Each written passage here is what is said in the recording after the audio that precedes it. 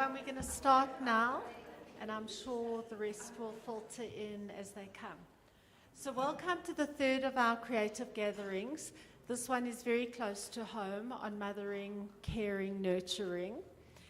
And I think that there are so many aspects to this topic that we're going to have some really, really interesting discussions.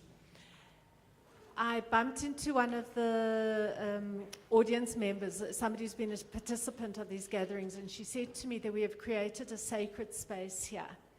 And it really does feel like it has been a very, very special space that's been created. And I thought it was, for me, it feels special. I know for the speakers, it feels special. But to hear that the audience and the viewers and the people who are kind of receiving the input that our beautiful speakers are giving feels that it's sacred as well is a very special thing. So I feel quite, I take that with great pride and with honor and with responsibility that we have created a sacred gathering. And I look forward to hearing the contributions that all of you have to make. I think on the topic, I think we're going to have a lot to say. So on that note, I'm going to switch over to I think we should actually just all ground ourselves if we can. Just take a couple deep breaths and maybe just like sigh out right to the depth of your stomach, because everybody's lives are hectic and the Joburg traffic and everything else. Let's just luxuriate in this beautiful, beautiful creative space that we have created for all of us.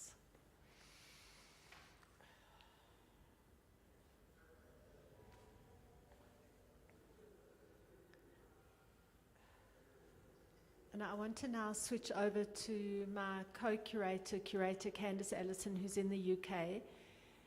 Her and I have had meetings with her child on her lap, sometimes crying, sometimes exhausted, sometimes jumping around on the furniture behind us. And it is such a remembrance of how complicated it is to be a mother, to try and work, to try do something professional, to try and balance all these things in our lives.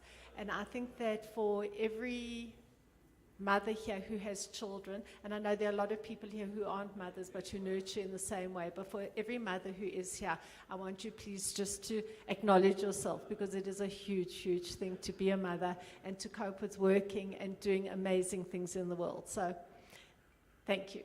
Candice, over to you.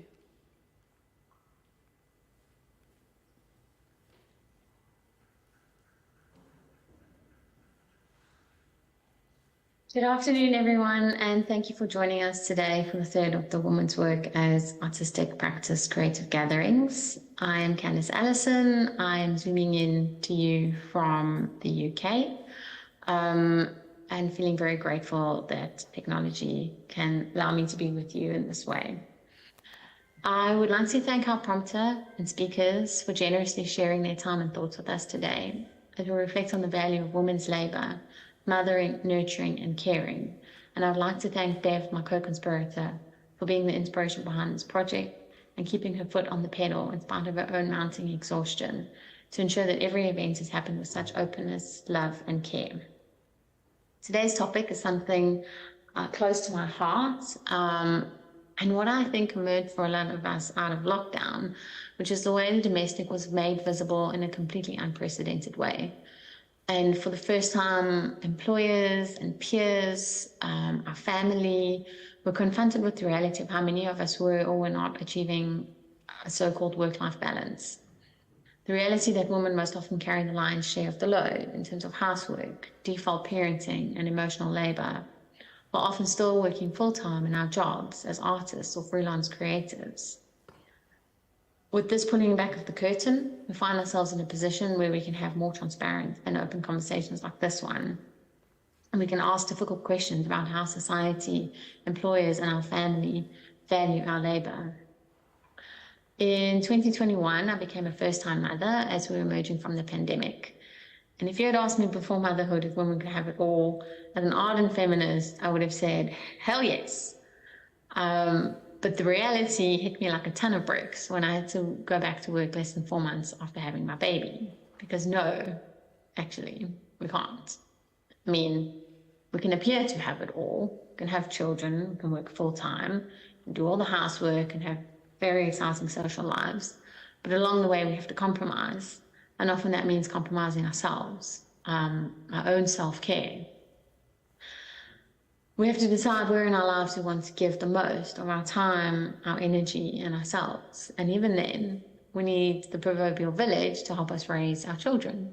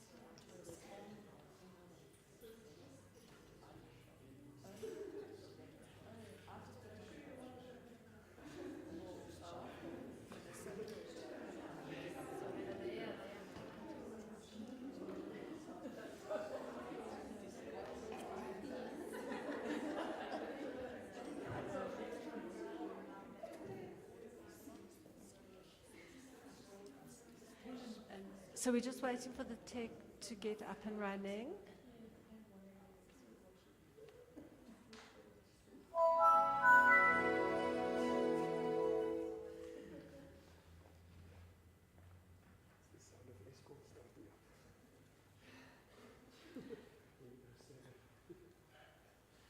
Are you filming or not? No. Who's seen Barbie? Not yet.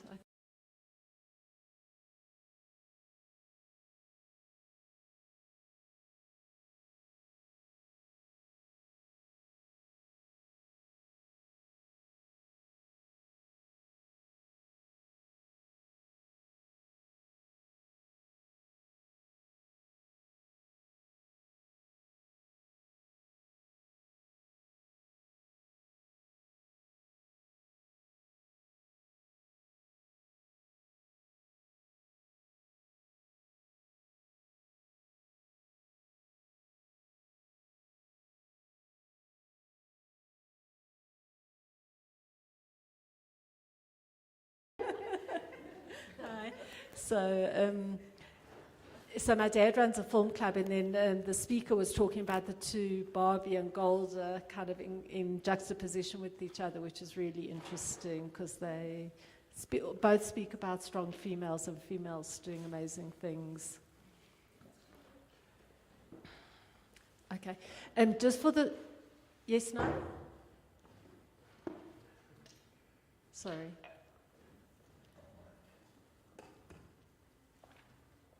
Okay. Sorry, just for the viewers online, sorry, we had load shedding. We're in South Africa in 2023. This is our daily reality. Our tech is back on again, and we are going to carry on with Candice's talk as she was building up to saying some really meaningful things.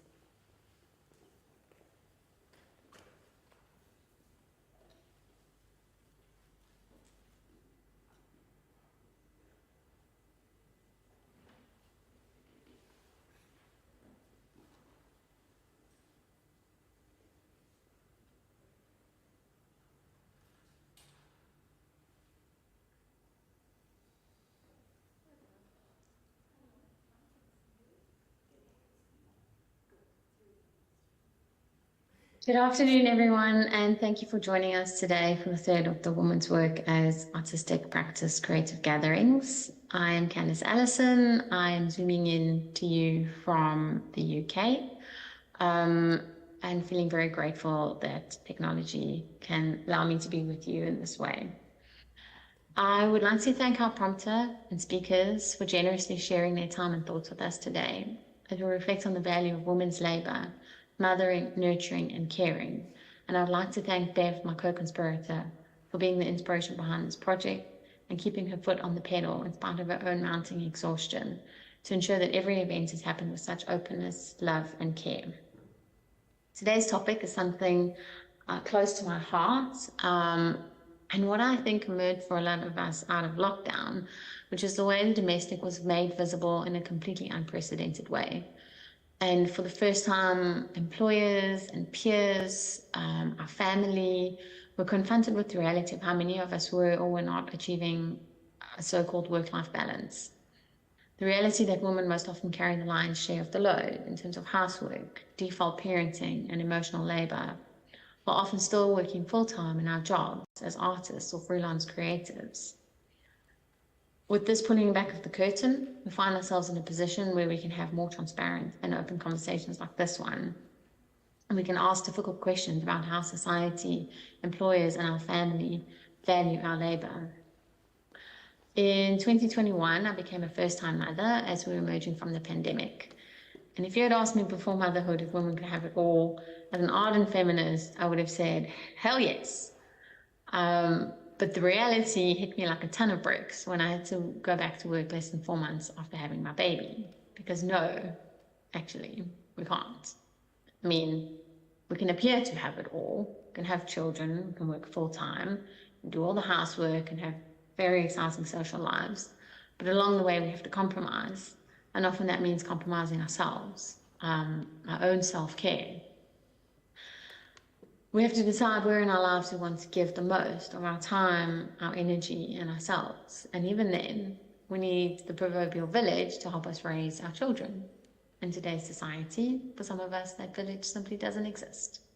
Not unless, and this is something I recently saw in an Instagram reel that I had to share, but not unless we can pay for that village. We can financially plan for it when we decide our children, and we can quantify the true value of women's labour. So having put that provocation out on the table, I will hand over to our prompter, Laura Kosef, to carry on the conversation. I hope the seed we've planted with these gatherings will continue to grow organically into an encouraging and supportive network that will hold space for one another as we find confidence in our value as women creatives.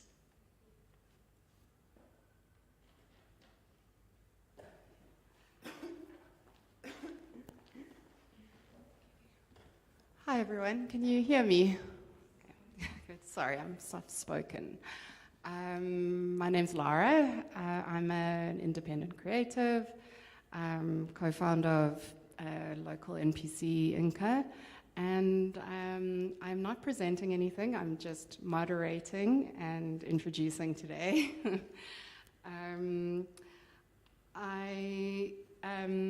I'm primarily moderating what is planned to be a sort of 45-minute conversation, which will come at the end of all the presentations. And it will be a conversation, hopefully quite a fluid and informal one, between all these really wonderful and lovely women who will be presenting. So just to give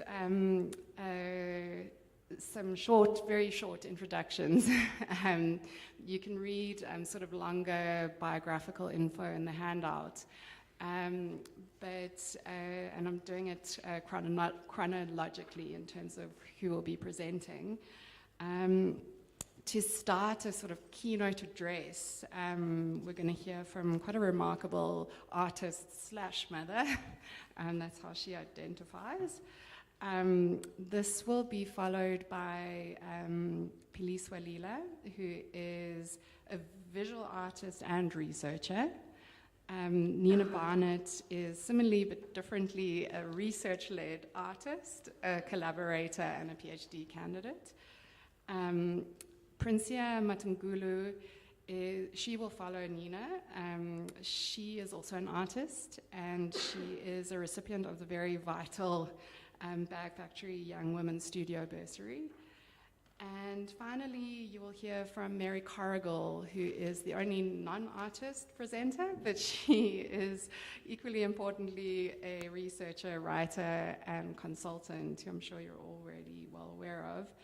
I think, in my opinion, I'm really happy that Bev and Candice brought all these women together. I think collectively they've contributed invaluably in terms of value to the visual arts landscape. And I don't know, to me, in unexpected ways, in surprising ways, and that's always really, really interesting to me when artists and also writers and researchers aren't following the normal trajectory. It's really exciting to see that. And of course, we see it from women. So it's just a real honor and delight to be able to hear more from them about their very, very important labor, their work, and what they do and what they bring to the landscape. So I will rejoin you guys after Mary's presentation, where we'll have our conversation. But without further ado, Grace will be joining us virtually for the keynote address.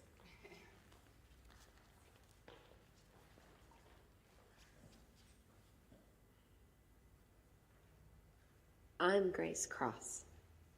This is my artist talk that I'm calling The Pleasures of Ordinary Devotion, Musings on Motherhood and Unseen Labor. When I'm not trying to stuff myself into my son's tiny red car, I'm generally mopping up some form of excrement or applying a layer of paint in the studio. I'm an artist and a mother of two. I'm sorry I can't be with you in person this evening because I'm currently not in Joburg. I'm not on a beach either. However, today I want to talk to you about female labor. Parenthood is the job with the urgency of a vocation, and painting is a vocation with the urgency of a job. It is unequivocal that for women artists, straddling the seesaw is a greater challenge than for their male counterparts. It is a fact which transcends their biological imperatives. Conversely, a successful artistic practice requires earnest, sincere authenticity, derived from lived experience. And so the evidence of the greater burden is manifest in the works of artist mothers. Artist mothers often work from home, in constrained spaces, which means the space for making is limited. Equally limited is the time. Most of my works are painted at night, after my children are asleep, by electric light, with interruptions. They spill out of me in an oozy, messy urgency. Things that need to be felt, and those feelings embedded into the work. Work conceived more as discrete destinations and islands of free mind space, rather than great swaths of landscape luxuriating in the decadence of available time for reflection and repose. When you just feel touched out by too many needy hands that are clawing and patting and stroking you, I see my work as storytelling that reflects my own life and the struggles of many other women, figuring out how to bring the overwhelming parts of motherhood into the spotlight. Motherhood, historically, has been depicted as a diminutive, chaste, virginal task of duty. Nothing of the labor of domesticity was made visible. Nothing of the sexual virility, the uncanny mess. Nothing of the nitty-gritty, real moments that make up a life.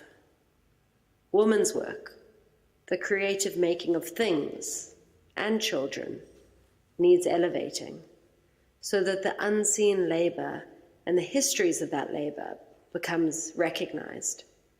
the joy, the pain, the disorganization. As Hannah Arendt wrote, visibility is the road to discovery.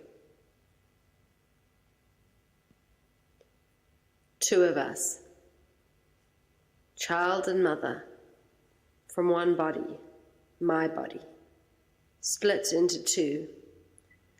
Labor of my labor, praxis, ritual, dependence, coexisting together and apart, working together, working for her. I am both childminder, carer, nurturer, teacher, and a vessel that is constantly filled up and poured out again into another person. An imprint from mother to child. There is the pleasure of abiding, the pleasure of insistence, of persistence, the pleasure of obligation, the pleasure of dependency, the pleasures of ordinary devotion. The term that the behavioralist psychologist Winnicott coined to describe the mutual respect, empathy, and love that exists between a baby and a mother, a love that surrenders ego, requires adaptation, and the suppression of one's needs for another, a love that always asks for cooperation between baby and mother. The pleasure of knowing that I can go to my grave contented. I may only need to be a good enough mother, another term that Winnicott used to stress that being good enough sets up the child and the mother that can cope in the world, who is not perfect, who fails, and isn't always right, but despite all this, who thrives. The pleasure of recognizing I have to undergo the same realizations, write the same notes in the margin, return to the same themes in one's work, relearn the same emotional truths, write the same book, make the same work, over and over again. Not because one is stupid or obstinate or incapable of change, but because such revisitations constitute a life. I want to talk about the whispered labor of motherhood, about the creative act of care that can make or break an artistic practice. Motherhood is a cage that inhibits. You are stuck in the domestic sphere, under the physical and mental duress of providing, obligated, tied down, but within those parameters of restraint, there is an outpouring of huge creative spirit, which is often unacknowledged, a great spurt out of energy, joy, rage, and raw emotion. It is the shedding of one's skin to find something softer underneath. It's snake-like. You need to shed your old skin to embrace the shinier you below. There is a loss of self involved you can't feel ashamed to mourn.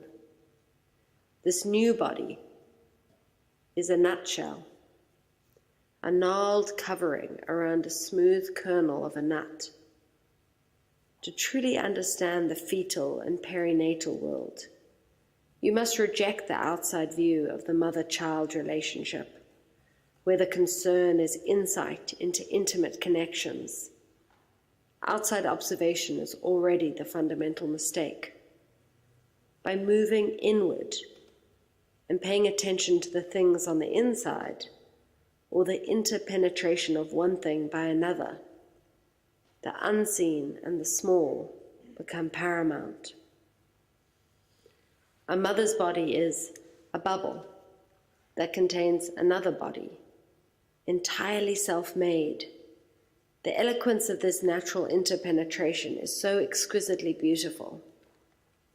It teaches us to turn away from the exterior and the objective towards the immersive experience of life.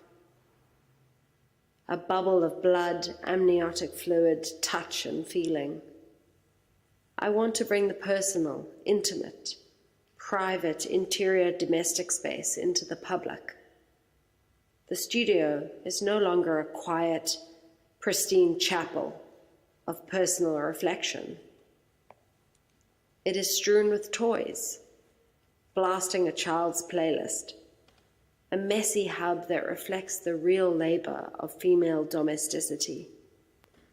The juggling of maintaining a creative practice and still having the time to invent games and stories for your child requires a colossal amount of inventiveness, though we know the old adage, necessity is the mother of invention.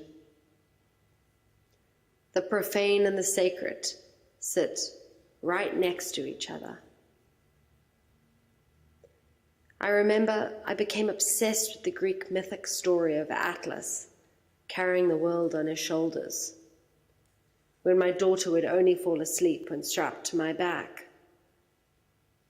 It made total sense that Atlas was actually a woman, indeed a mother, carrying the psychological and physical burdens of our society, her labor unpaid, her efforts unseen, existing in some celestial zone inside a house.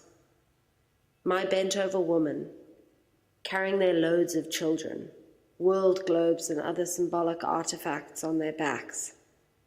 They are symbols of endurance and strength, in spite of the psychic and physical things they shoulder. The fleshy, unadorned women are empowered through their nakedness, because so much of women's work has a physical toll, whether from the labor of motherhood or in the desire and care industry. These breasts are working breasts.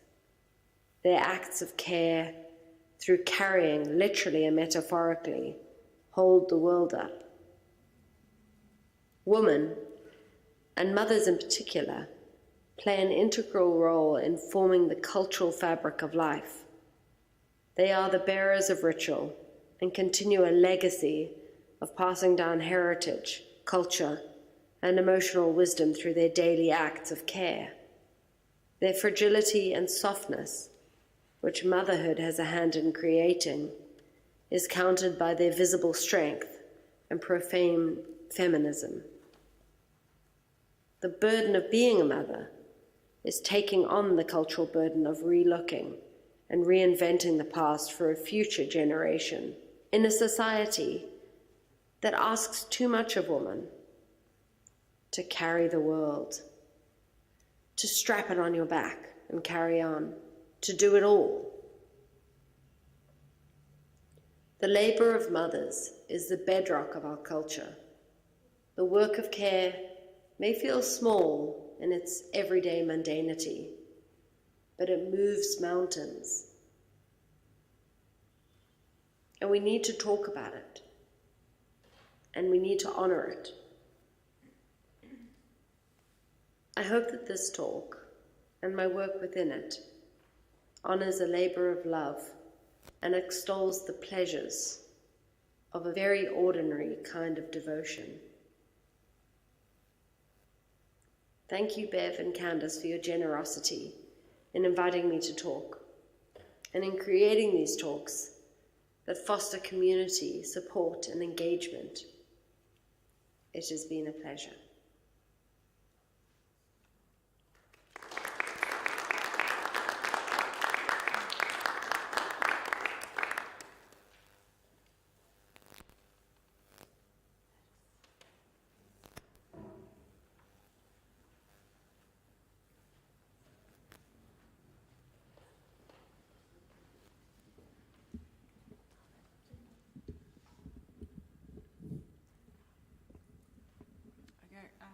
Good evening, everyone. Thank you for inviting me, Candice and Bev, and also congratulations. Wena ekhaya, you can make yourself at home here, at this location. You can enter. You are most welcome. As you knock, as you ask who is here, call upon a name while you wait on the other side, since you know you are still a stranger. You are at the right place. You can make yourself at home. I know you are not looking for a home. You are not searching. I know. But you'll be found here. Home is who I am, becoming in the moment. Right now, silence, solitude. Dimile apha Nkosi, ndicela kuwe Mdali. Yiba nam, yiba likhaya lam. Apha kum, yiba inhliziyo yam, umphefumlo wam, impilo yam. A text from a recent performance I did with Ivuguvugu titled Ekhaya, Kept Silence. Ekhaya, amakhaya, ngamakhaya. Ekhaya, kwanomakhaya. Inhlalo, ngenhlalo. Inhlobo, ngentlobo. Inhlanti, ngentlanti. Ikhaya yintoni? Ikhaya liyintoni? Ikhaya likhaya ngantoni? Ikhaya ngubani? A text from a letter I wrote to Nogolide in collaboration with Thabo Jija. Home. The idea of home is fluid to me. As a family, we moved between 3 homes. 3 houses we called home. However, my father always reminded us that home is in the village, a sugar bush. The other houses were for work purposes. During weekends and holidays, we packed our bags and suitcases, driving 6 to 12 hours, making our way home. Always making our way home. Sugar Bush Village is where the young couple, my parents, built their first house, a 2-bedroom kitchen, dining area, simple rectangular design. How sentimental is this journey? The proof of address is the most important thing to have next to an identity document. My parents have kept their dom passes from when they were young and working in Amtata. These are work permits of 2 individuals who found a way out of the village and became the first in their families to have an education and jobs that were not in mining or domestic work. How sentimental is this journey? In the village, there are no street names that provide directions. Your address is a family name. The questions being asked by most elders are, Ungubani, who do you belong to? Ungogabani. Sorry, in other words, let me start. Go back, sorry. The questions being asked by most elders are, Ungogabani, who do you belong to? In other words, Ungowagabani, whose house do you belong in? My family name is Lila. Dizalwa emadolweni. I am born under the Amadolo clan. How sentimental is this journey?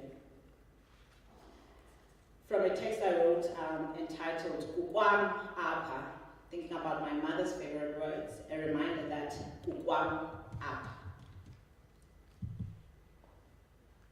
Growing up as a child, we always played Kwama's calls.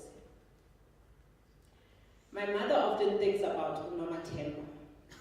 We called her auntie. She had a big personality, an extrovert, and a people's person. She had a big smile that makes her cheeks plump up like cherry tomatoes. Her eyes always lit up when she saw us, the children. No matter the time of day, she would always smile. She was a very welcoming, warm, and loving person. Unomathemba is older than my mother. She's basically a grandmother to us. Unamatemba is hired to take care of our home in the village because we all stay in the city where umama and tata both work and we attend school. When Zandona Bekitini Magaba, Unamatemba calls out, basically shouting from the other side of the room. When my mother was around, she would do all the cleaning and re-clean the same place over and over again, just to make sure. Denza iti auntie, my mother responds, also shouting from the kitchen. She called her auntie out of respect of the age gap. Dicela umbale nam magaba, auntie adds. Auntie is asking my mother to make tea for her, in the same way that my mother would ask us kids to make something for her when we were in the kitchen. Ufuna iti yodwa? My mother asks, with a tone that sounds like she's testing how far this tea preparation will go. Nesonga wetu magaba? Auntie responds with her light-hearted voice. So now my mother is making rooibos tea with milk, 4 teaspoons of sugar, and 2 slices of bread without margarine. Unamatemba, or auntie, is sitting in the dining room watching Generations on TV. So this is a transcribed text from an interview under the title I Am Woman. It's an interview by broadcast journalist Lisa Chait with Mahabo Helen Sebiti. So it is in a home in Marapane, I hope I'm pronouncing that right, where Mama Sebiti grew up with her grandmother. A journey to discover how and where it all began, Lisa says. So Mercy Sebiti describes her grandmother as a person who liked work. So she explains, open quote, my full name is Mahabo, which means fire. It also means mother of the animal, and it also means being busy. You always say I work hard, but it's what I was made by. My childhood was very important. It was fun. I was born in this home, the home of my grandmother. Lihora means fence. That was her name.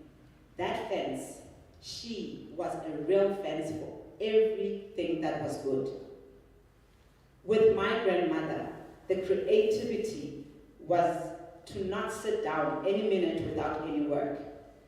If you don't do that, there is no life inside of you. She happened to say that this is the work that we have to do, and you must do the work and make sure that you finish it. And you make sure that the work is beautiful. She taught me that. She taught me how to paint because I had to follow her.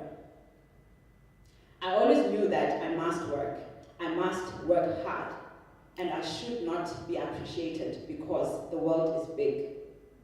This is Mahabo still speaking. I was 16 years, and my mother says, your uniform, your school uniform, was to be worn by your younger sister. Then I said, Daddy, I want to go to school. Maybe you can help me. He says to me, I can't help you because I never married your mother. It was difficult. And I always thought of my grandmother and the life I lived, which was a comparison between Joburg and the rural. And they were both completely different. While in the city of Joburg, working as a domestic worker, Mahabo says, I happened to be told that by an officer, you're walking the way you want. You are so free. I did not know what that means. So in the film, the renowned artist David Golwane says about Ume Mahabo, I was struck by the fact that I'd never come across a black female artist, especially coming from the rural areas, because those people are still conservative, and for her to be seen as doing art, something that was regarded as irresponsible even for a male. you were told to find a job. Even in the urban areas, people were not used to seeing a female being a painter. She was always the odd one out. Wherever we went, people would always say, why would a woman be an artist, want to be an artist? What was wrong with her? Why can't she get married? Why can't she become a nurse or social worker or something like that? I think also Helen succeeded because she is Helen. This is David Golani still speaking. I think any other woman would have given up and said, let me rather go and do what women are expected to do. But she didn't allow any fear or things to come in her way or be a hindrance in her life. She just pushed like a bull in a china shop. Helen says, I woke up at 3 o'clock in the morning and do my art. 6 o'clock, I get out to clean the yard. At the time when I'm cleaning, I'm cooking pap for the day. At 9 o'clock, I'm going to clean my grandmother. I eat with her, and then I leave for the studio again. I must not make more time for sitting. She will flip her eyes like this, Hannah man, my grandmother. She will be like shouting. At that time, I know exactly that she wants me to move away from them and do the work. I used my bed as a table and sleep on the floor.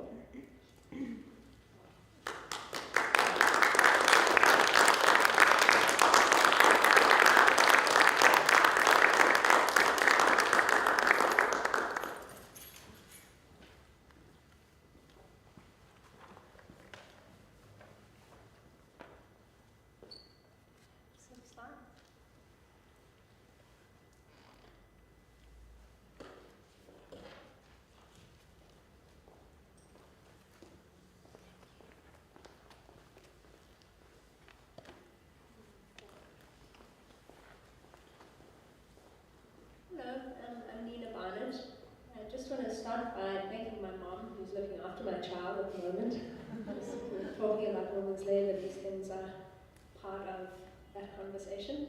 Of course, also to thank Bev and Candice for inviting me to talk. My talk today is titled Mothering as a Guide for Collaborative Practice. So this is a piece that I made in 2016 in the courtyard at Origin Centre, so as you walk in. What I did is I gold leafed a crack that was already there. And the crack had formed because Joburg is on a watershed. So the Origin Centre sits on top of that watershed. It sits at the kind of the pinnacle or the height of that watershed. And what that means is that all the water that falls on the Origin Centre flows in two different directions. Some of it flows northwards, and that flows into some streams, that flow into some rivers, that flow into one ocean. And everything that lands on the Origin Centre that falls in the gutters that go southwards goes towards other streams and other rivers and another ocean. So it's this real moment of kind of decision making, and this moment where sort of gravity sort of takes charge in a way, and the moment where the water that's arriving in this place becomes something completely different, whether it's falling an inch to the left or an inch to the right. So this is me making that work. I was 8 months pregnant, and I was thinking about this while I was starting to think about talking today and talking about like, well, what is the kind of, why is mothering a guide to collaboration? Like, why do I think about it like that? And this image and the feeling of making this work came up because it was really a last moment for me where I could make work in a way that was only on my terms. It was where only I was in my head, where there was only this kind of, the concentration and the will and the directive to work was all coming from me. And I could sit there for 6 hours for 3 days. It didn't matter. I didn't mind that I was 8 months pregnant. That didn't seem to bother me for some reason. But I could dedicate myself with kind of a single-mindedness to the focus of making work. Here's another picture.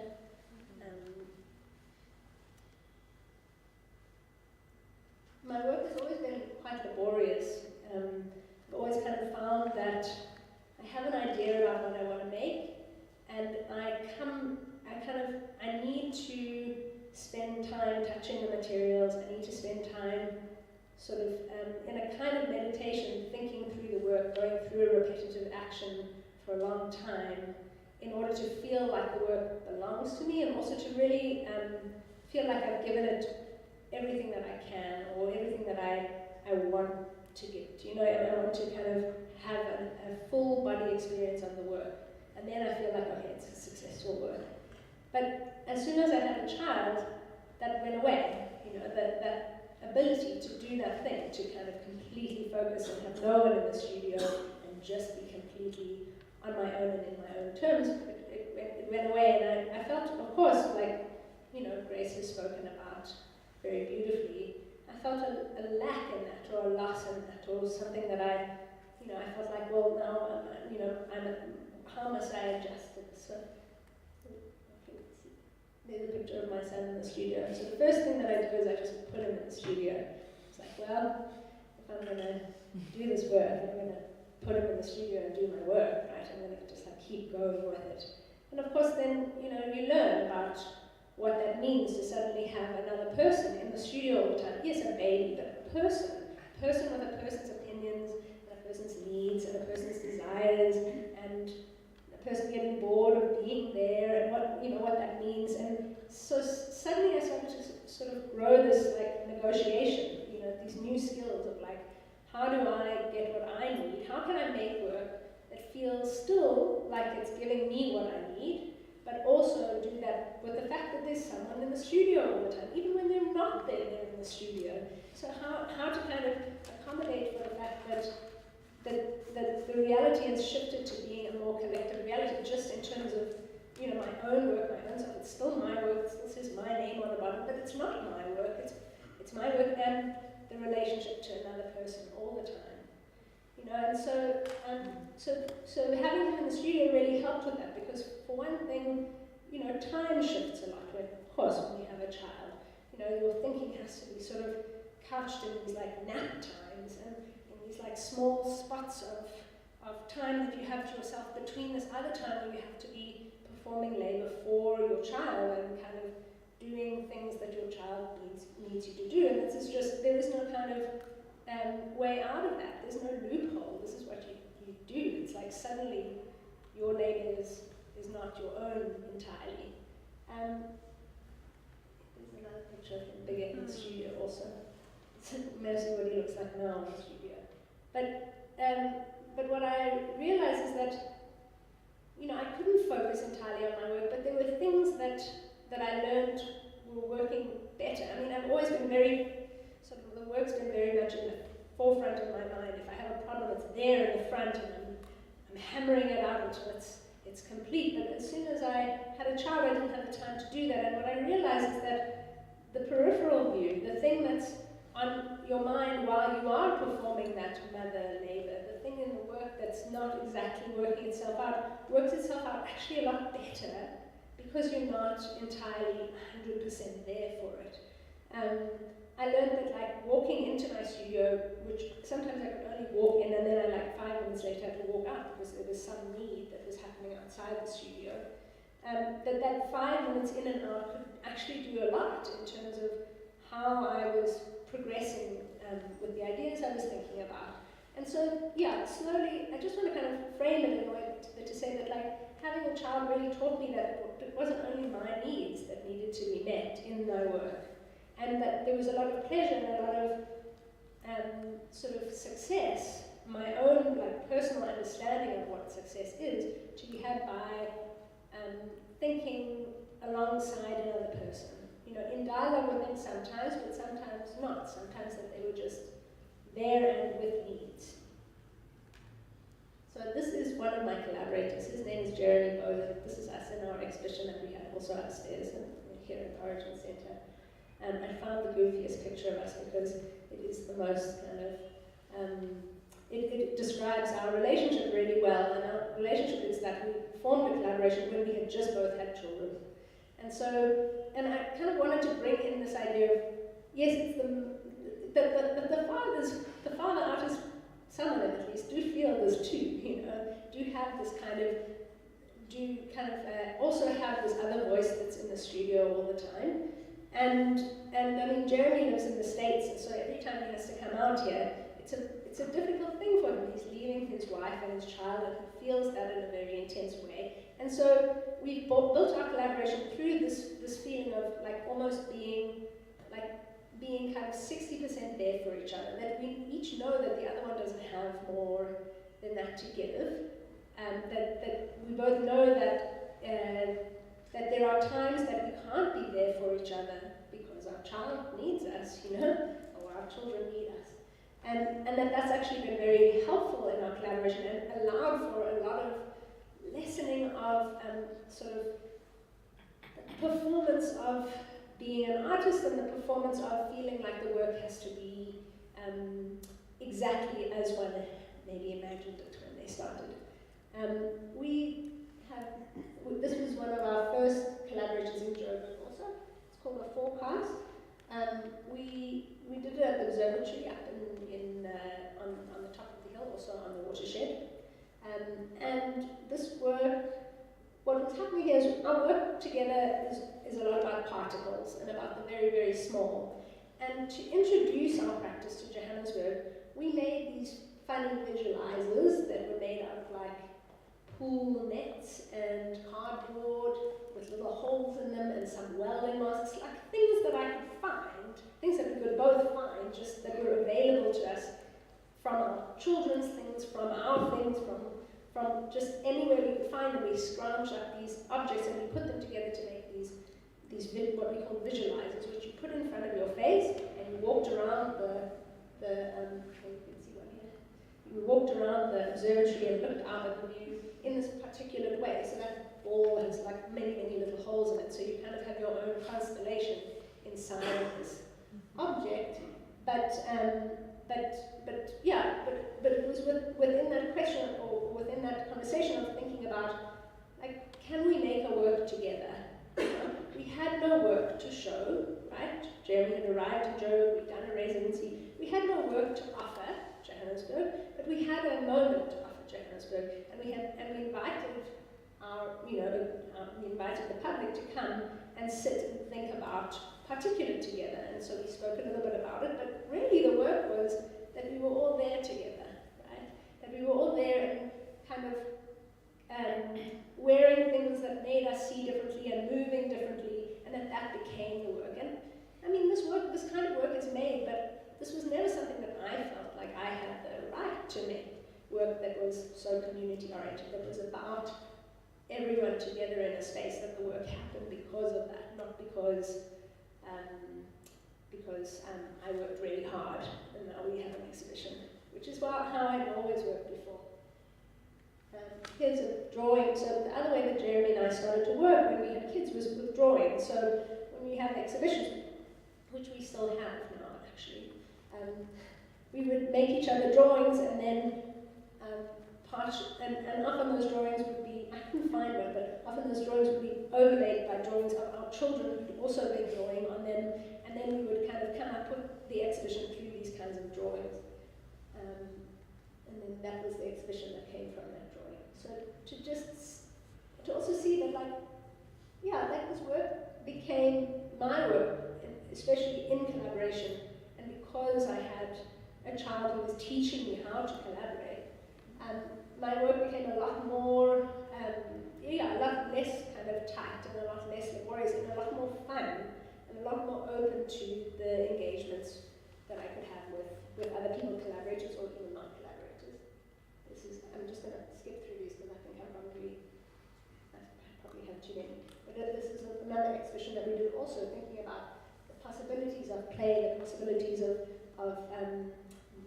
like mixing objects with each other, how to kind of combine things to come up with something that was kind of fantastic, or also came from thinking about my relationship with my child and the possibilities that a child presents when kind of make very interesting installations on the kitchen floor. This is also in that same vein, thinking a lot about, this was an exhibition that was at the Adler Museum, that is at the hospital, at the Johannesburg-based hospital. And with this I was thinking a lot about, this is also my work with Jeremy, and we were both thinking a lot about humidifiers, and that children in Johannesburg, their rooms are just these environments, and you kind of make them into these little kind of pods that are like the right kind of humidity and then the right kind of heat, and sometimes we have an air purifier in there too, and I was like, are we making is this like an iron lamp, right? Are we making this object for our child to sleep in, right? This perfect environment and this kind of care and preciousness that comes with that, but also the sort of obsessiveness around childcare that can happen in that way. So in this piece we filled these cabinets with humidifiers and then steamed them up. I don't know, the Adler was really amazing with letting me do things like this. But there we have it. And then I just want to talk quickly about the Orange River Project, which was a project by Amy Watson and Senator Batwala and Dee Martin, who's over there, and me. And this is a project that we that happened at the end of last year and is continuing to happen, but in a way that accommodates for where we are. The Orange River Project is about the Orange River, and about kind of just focusing on the Orange River in any way that the four of us, and kind of hopefully extending that outwards to others also. Thinking about the Orange River in the ways that we,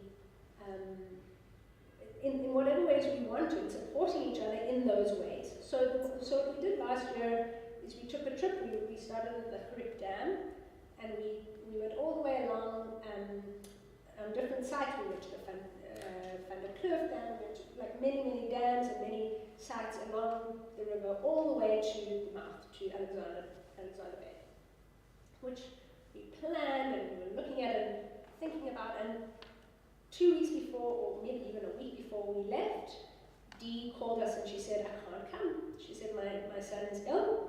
He needs to have an operation, we can't come.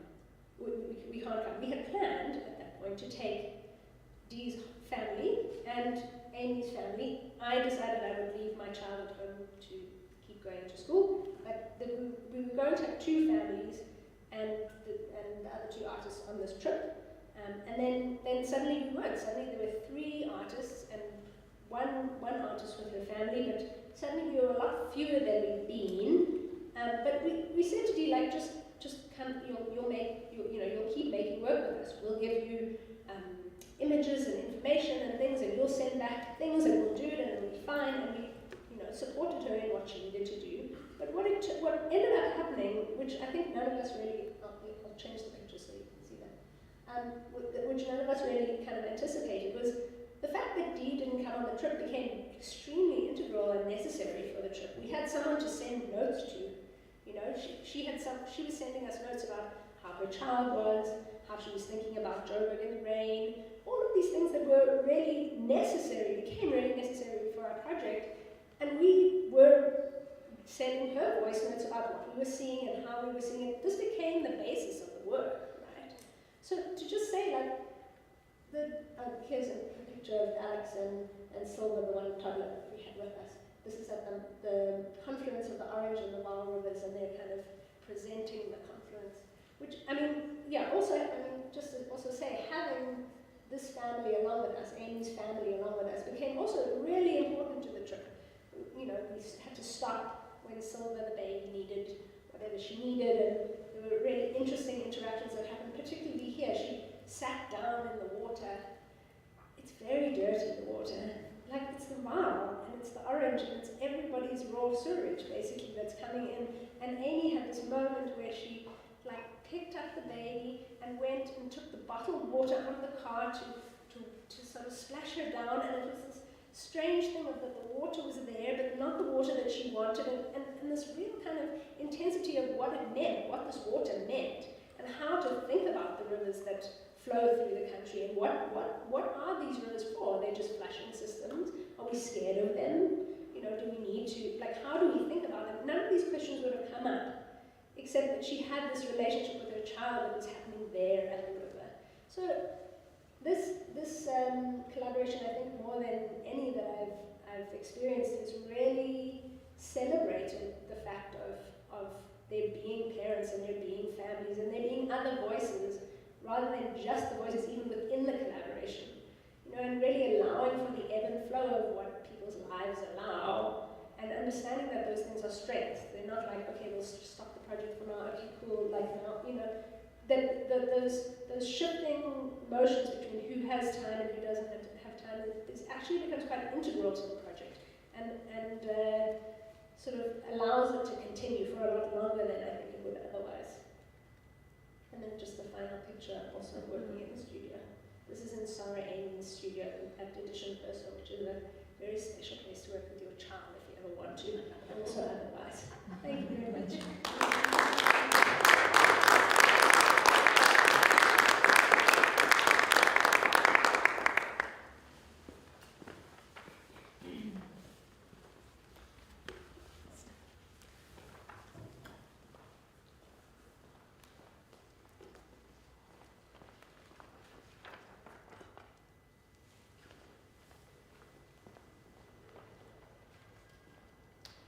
Good afternoon, everyone, and thank you to Bev and Candice for the invitation. My name is Princey Matungulu. I am not a mother yet, but I do have a mother who so gracefully always gives her time to sit down with me and talk with me, and these are the talks that have sort of influenced my practice, and that's what I'll be talking about today.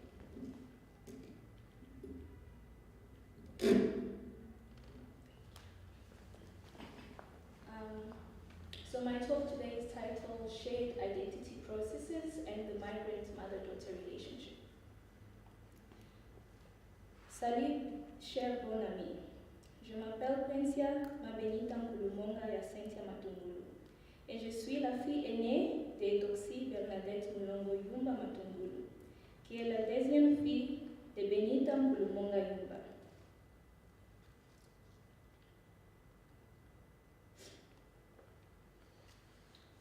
The stating of my lineage in French is an indication of a personal history, the summation of lived experiences, archives that are both complete and constantly unfolding, simultaneously within the past, present, and the future. I state my lineage not only to identify myself, but to express my deep respect, sentiment, and honor to the women before me, my mothers, through which my very existence came to be. It is particularly important for me to hold on to this declaration of self, like many women who find themselves existing as migrants of their birth countries and residents of their current countries. I have had to learn a new culture while conserving my own at the same time. This conservation is in the form of dialogues and shared processes on Congolese culture between my mother and I. There is something about la mère, the mother, both the word and the figure present in one's life, which embodies this word, that attaches us to it. The Merriam-Webster online dictionary defines mother as a female parent, the superior authority in a community of women, and the word mother can also be used to display affection or maternal tenderness, also referring to the source or origin of something. These definitions prompt my thinking to concepts such as mother's love, mother's tongue, and motherland, all of which portray a bond or attachment to that which is maternal. I think of this successful attachment of a child to its mother through the practical lens of the day-to-day running of a migrant mother-daughter pair. Being a first-generation migrant myself, and having little to no recollection of Congo, the life and the traditions thereof, and the desire to know where I come from and how is it back there, strengthens this attachment between a mother-daughter, a migrant mother and her daughter, whereby the mother becomes a living archive for her daughter, to not only teach and instruct, but to paint the picture of their beloved home. I would like to think that as an infant desperately draws milk from its mother, through its attachment and bond to its mother to nourish itself and grow, so do I draw from my mother as my living archive, to make sense of and form my own identity. Throughout my childhood, my mother would portray vibrant pictures of life in DR Congo, her experiences, her wishes, and her expectations for me. From Kilela Balenda, Lendeje, to all the Arishi that were told by their mothers and grandmothers that they would then share amongst themselves. It was at that time that my mother became a living, breathing history book, and later bridging the gap between home and home by facilitating my hybrid identity through various unconscious memory work. It is this process of passing down stories and histories that I have observed in many mother-daughter pairs, both immigrant and otherwise. And explore in my artistic practice in a broader sense. It is a kind of relationship, a tradition, a medium through which culture and history are shared. These relationships, which I call shared identity processes, can be both conscious and subconscious, as one might not always know that knowledge and history is being shared in what might seem and essentially is day-to-day mundane duties. I have divided these shared processes into four main categories, namely care, leisure, economic, and domestic shared processes. Care, as a shared process, includes works of love, caring with and caring for, usually projected towards people and objects, because that would, people and not objects, because that would then be associated with the domestic. Leisure, as an identity shared process, is important as it allows for self-introspection, self-realization, and in turn self-development. Leisure is much more than free or frivolous playtime when it is imbued with goals, purposes, and challenges, resulting in personal growth.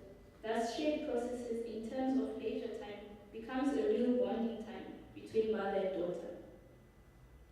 And these might include, for my mother and I, sort of watching Congolese drama series together, attending a Congolese church, and Congolese weddings.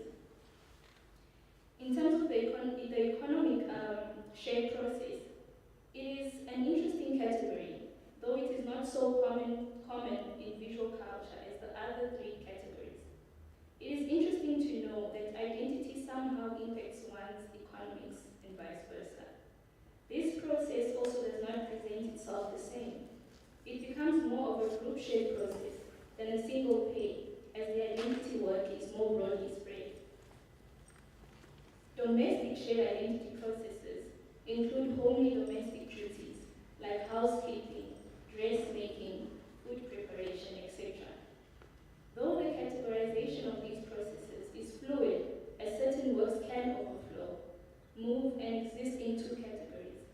What differentiates the works is the form of the work and the entry point perspective in which the work is viewed.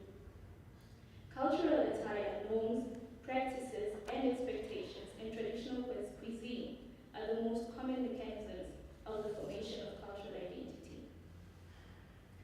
So these shared processes are the frameworks which influence my work. I've seen in my work most of the time through these talks and conversations with my mom, they usually hover between care and domestic, where when we sit with my mom and we talk through maybe cooking a traditional meal or how to tie a traditional African wax print into the wrapper or the head wrap, and how she would try to show me and teach me how it was growing back then and what would be expected for a lady of my age and the status, whether you're married, single, young, old, and trying to talk me through how to prepare pondu or cassava leaves or the cassava plant, or how to make specific spices. And it is these interactions that I then feed into my work or make work about and try to represent them in these weavings that I make out of the wax prints. With this one, it's titled What I Do, What I Say, And here I just try to like explore this idea of who I am and the woman my mom sees me to be, and this conflict that, you know, I'm Congolese and my mom is also Congolese, but our Congolese-ness is different. You know, when she bore me, I'm sure she had, because I was born in Congo, so I'm sure she had expectations of me and, you know, the kind of woman I grew up to be. And maybe it's not exactly what she thought, but it's who I am, it's the environment that I'm in, and, you know, trying to come to peace with these two different identities, you know, that she had for me, that her mother probably thought I would come into, and me coming into myself. And these are basically the questions or the issues that I deal with in my work, which stems from these interactions that I call shared processes. Yes, with this one, it's titled Kilela Balenda, which was from a story that she was telling me about how they would spend their summer in Congo, you know, playing games and going through to like this dusty playground and like pouring water and all that. And this comes from a body of work that I did in 2020 when I made a little book called Becoming. And they just consist of stories and interactions between myself and my mother in English, French, and Swahili. And I try to imitate how our conversations go, the languages that are poured in and not translating, because sometimes even in our interactions between myself and my mother, there's some things that are lost in translation. You know, some things you cannot just translate to English. The words probably aren't there, and they do not translate the same. And it's sort of that push and pull between myself and my mother that we experience. And I love her, and I know she loves me, but there's still that push and pull, especially between mothers and daughters, that you can't sort of resolve, you know? And that's what that book entails, which this work came from, and this one as well. This one is titled Nunosompa des Anglophones, which is a phrase which means we are not Anglophones, and it's passed out a lot in our home because my parents made it a rule that we do not speak English when we're at home. So we would speak English at school and everything, and between ourselves as siblings, but once we like at the dinner table or talking with our parents, it's strictly French or Swahili. So whenever you like say something in English, they'll be like, we're not Anglophones, you know, say that in French. And I mean, back then it would be something that would be like angering for you, like probably in South Africa, you know, but it has helped me as a person to learn my mother language, you know, my mother tongue, and to be able to express myself in those languages. This one is L'avenir semble mariage, which is about marriage and the expectations of being married over virgin, and you know, the head covering, and I was just playing around those ideas of lobola, and how even the cloth that I make use of is also used as sort of a monetary value when you're paying off the bride price, you know, and they expect a certain one from the Netherlands, you know, it must be a certain way, certain value, and all those things are sort of like come through to play in my work. And these are the most recent works, this Kupita Kwenye Mulima, and these ones where I look at kinship objects. And the specific kinship object that I look at is called the Kinu, which is the traditional Moten pestle for in Congo. But also South Africans have it, which is like, you know, mortar and the pestle where you use to process mealies, to make meal meal, you know, peanuts and all of those grains. And we have one at home. I have one in my home also. Never thought I'd have it, but it has become so integral in my food preparations because that's how I was taught to prepare these meals, and I cannot go like months without these meals, you know. But this piece or this kinship object itself that has been passed down, you know, from women to women has got its own connotations, and the fact that, you know, once upon a time it was made by certain communities, and it would carry the identity of that tribe of women who made it through engravings, and how these engravings have been lost over time due to mass production. And in researching that, I've seen that the engravings that are now on the keynotes do not have any sense of like identity or meaning, you know. And it's just sort of like broken that conversation Mama and I would have had to show me how to engrave it for my tribe, because I'm Luba, and I don't know how my Luba engravings would have looked like. So what I do is to sort of reimagine those engravings for myself, those designs, and what they look like in present day, because if I'm still existing here as a Congolese Luba woman, then these engravings should also be somewhere. So I include them, or I make them and I put them out there in the world so that they can exist, even if they do not exist on the keynotes. So yeah, that's my work.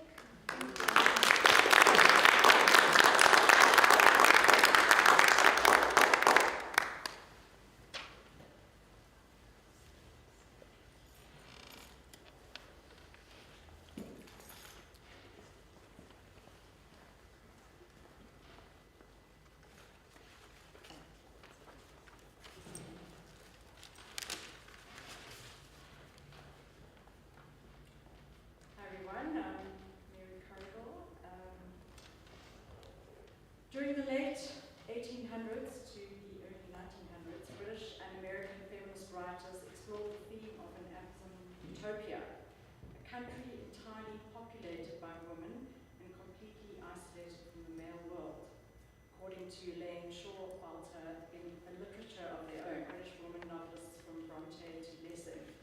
This gathering, curated by Bev and Candice, feels to me somewhat like this Amazon utopia. And for decades, I've attended conferences where female voices are in the minority, and the delivery and mood are shaped by a particular male energy and a set of interests. In response to this unique setting, I have also chosen to diverge from my usual path. Rather than dissect an artist's practice or thematic topic, my focus is uncharacteristically on my own labor and practice. This will hopefully offer a view on the female voice in the context of the public discourse on art, though I too evolved in parallel practice in academia and then further expanded it into a divergent territory guided by data and analysis of empirical facts. As my practice extends over a nearly 20-year period, and I have 10 minutes, I will distill some of the more salient turns it has taken. The first phase, I will dub the becoming. The voices that shaped my voice.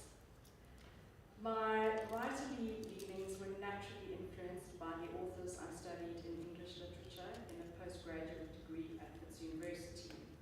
From George Louis Borges, Gabriel Garcia Marquez, Ian McEwan, to Michael Cunningham, through which we read Virginia Woolf's Mrs. Dalloway. In short, our syllabus offered little exposure to female voices, channeling the female experience. Critical analysis of their text was encouraged, albeit not from a feminist revisionist approach. And I found I had an aptitude for reading between the lines. This would only fully bloom when I wangled a full-time position at the Sunday Independent newspaper, where I was employed as a feature writer and columnist. From the start, I staked out a territory writing on the visual arts, much to the chagrin of the editor.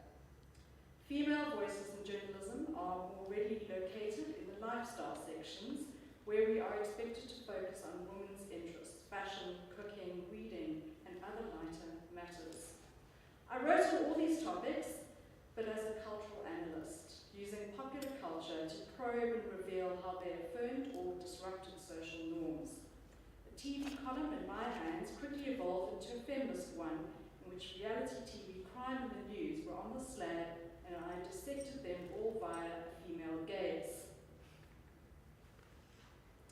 However, with undergraduate and postgraduate degrees in art history, my voice was at its most potent and poetic, I like to think, when it engaged with art. The substance of art itself, and not always what the artist intended. Sorry, guys. My interest was largely in what I found when I sifted through a group of works and their visual character. There had been female art critics before me, most notably Hazel Friedman, but she had already moved deep into news journalism by the time I arrived on the scene. There were other veteran female arts writers about, but they were very territorial and saw their role as nurturing a particular art sector, claiming it as a child that was theirs alone.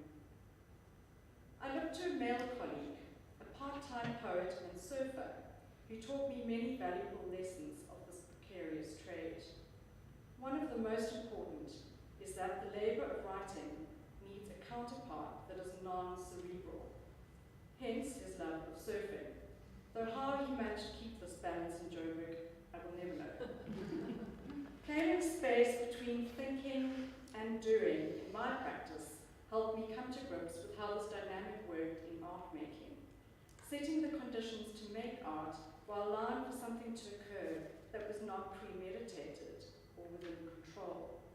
An immersion versus detachment dialectic.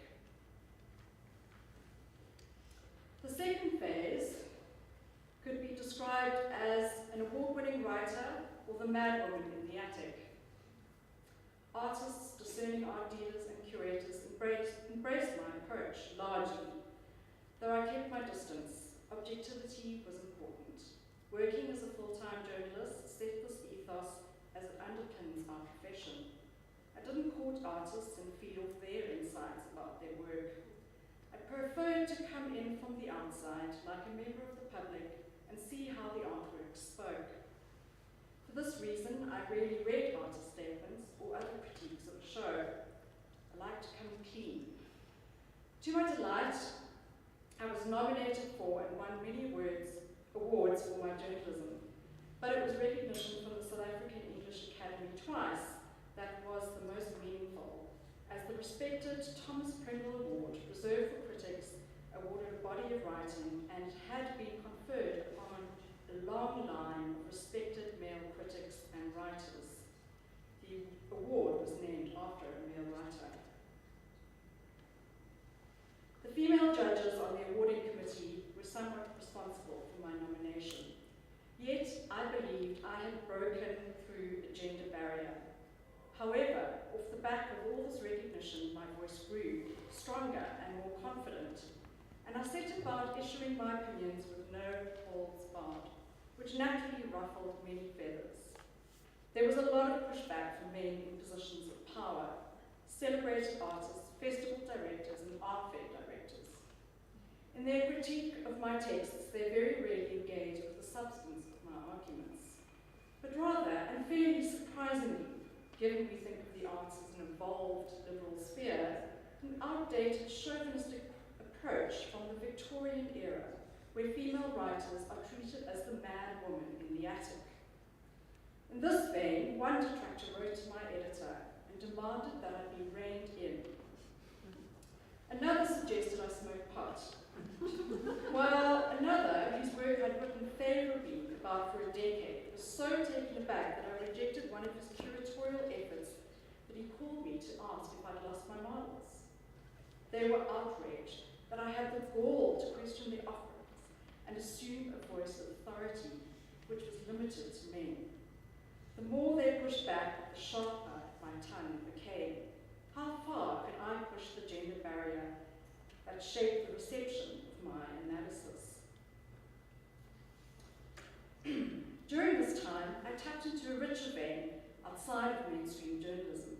Through long-form academic texts I generated under the aegis of UJ's Research Centre for Visual Identities in Art and Design. In this role, as a researcher and writer, I was able to probe a topic that remains interesting to me: how clothing, dress, and art intersect with regards to the construction of gender and race in the visual arts. My eye was trained in photographic and performative practices. In this discourse, I applied philosophy to clothing. In an essay on Ndipha Ntambo's practice, I juxtaposed Heidegger's proposition that it is only through art that a garment's or being's products' explicit appearance, which is the truth of its being, can be disclosed, with Jacques Derrida's notion that the inside of any artwork is already inhabited by that which might have been bracketed as its outside signatures.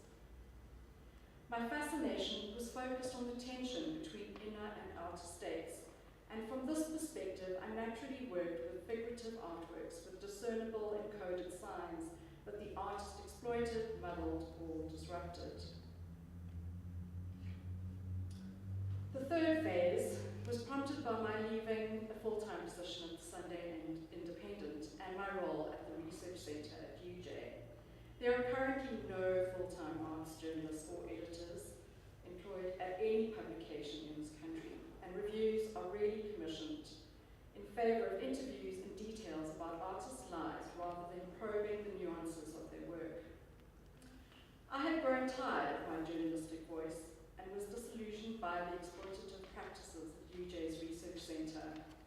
I wanted to chart an entirely new territory, and in a complete about-turn, I focused on gathering data and learned how to analyse it in service of arriving at completely different truths about art, the market and its economics, growth and development. I established a consultancy, initially self-publishing large studies, which relied upon my contemporaries in different parts of Africa.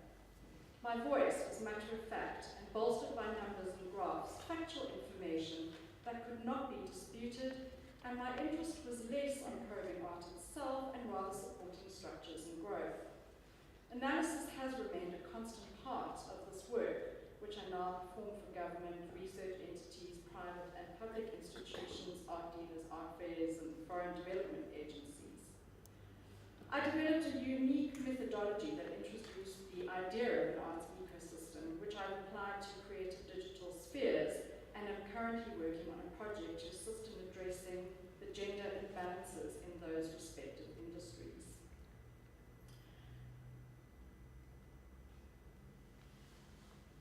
I still dabble in journalism, writing the odd review and feature, and as female artists are finally carving out their place in the limelight, I'm opting to focus on them in ways I wasn't able to before. Picking up from my previous discourse on dress, clothing as a language of art, and following where the artists take me, I find myself exploring an abstract mode expressed via textiles. In a drive to support a new generation of female voices, I established an arts journalism development program in 2020, which is centered on engaging with emerging artists, dealers, and platforms. This year, the African Arts Content Platform, which I established, has supported and commissioned and trained 5 young women, 3 of which are displayed above. I'm learning how to generate the conditions that can sustain them in a form of writing that is in the public domain, connecting the public to art. Thank you.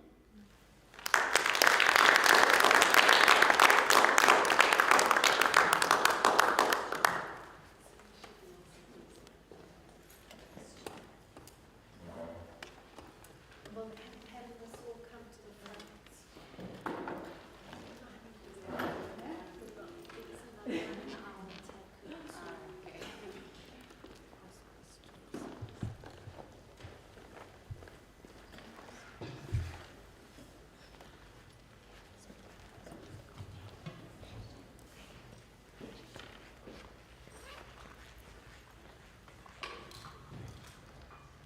Okay. Can you guys hear me? Should I remove this? Just pull it. Okay.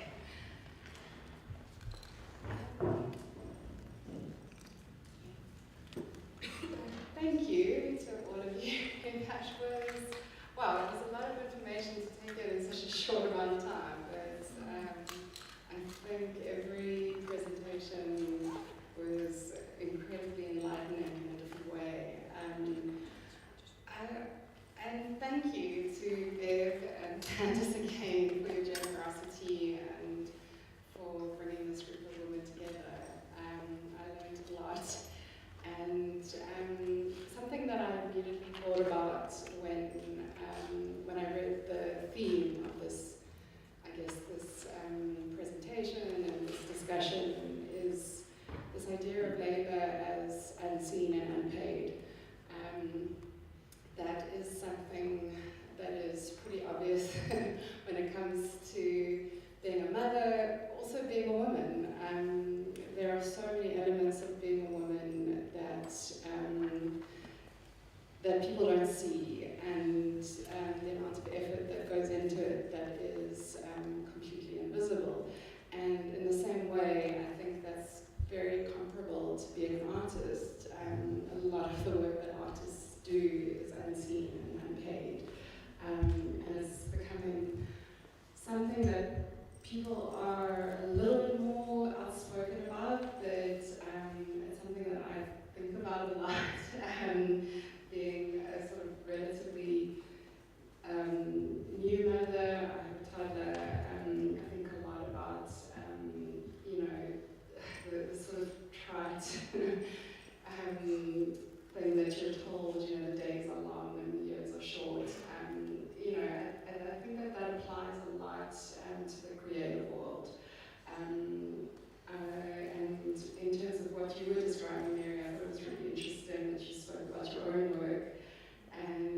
own work in terms of your own self-published work in terms of your data studies, equally that that's similar. So I guess I was also excited to hear that that analysis that you brought up, where you needed this counterbalance in terms of the doing and the thinking, and I thought that maybe that had a relationship to what everyone else was talking about, that the labor of your work as artists or as creatives was almost counterbalanced or offered a counterbalance to the doing, of the labor of your lives as women. I wanted to hear from any of you who want to speak about this. I'm always interested in this cathartic, this idea of catharsis through making. Do you find that your creativity gives you an outlet to really process the doing part of your labor that comes into your life as women, as mothers, or as children, as people that traverse very different contexts. Maybe Lisa. I think for me, nothing happens really in a straight line in terms of knowing what you're reflecting on at that particular time, in terms of your studio work in relation to your everyday life. So it kind of, I want to say it's chaotic, but not because there's a child, but in fact it has always been chaotic. To some extent, it's just that the child heightens it and heightens it in both ways, where you're able to handle it. Some days you can't. Some days, the days when you can, you're also playful. It gives you time to play. In fact, if you look in really deeply into it, I'm just responding to you.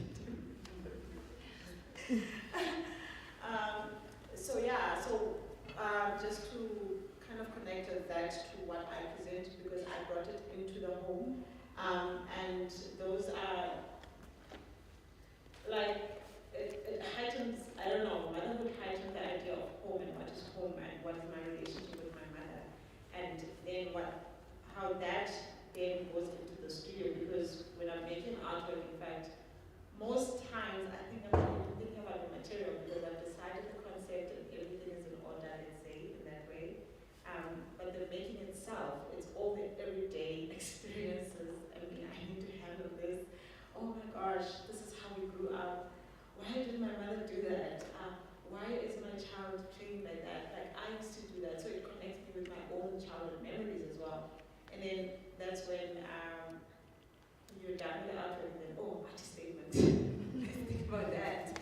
Sometimes the artist statement is also within the memory that you're thinking about. So I think that's what I'm trying to do in my work, to kind of bring in those stories, what is happening in my head, rather than it being an artist statement where I'm connecting just words in order to make sense for you guys what the work is about. But in fact, it's based on these other stories that are taking place.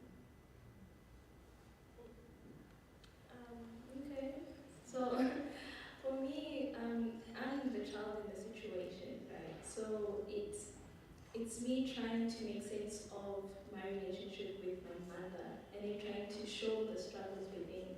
So with my work, I remember the first time I started working in this way, it was when my mom gifted me a wrapper. It was hers that my dad gifted her when she gave birth to me. So that's something that traditionally in West Congolese, it's like a push present. Yeah. So you buy the Super wax Tajolande from the Netherlands, sold in Congo. Also, it's like 2,500 rands in today's money. And you give the wife before she leaves the hospital. And my mom gifted the one that she got for me to me when I got my first menstrual period. And she's like, now you're a woman, the whole talk and all of that.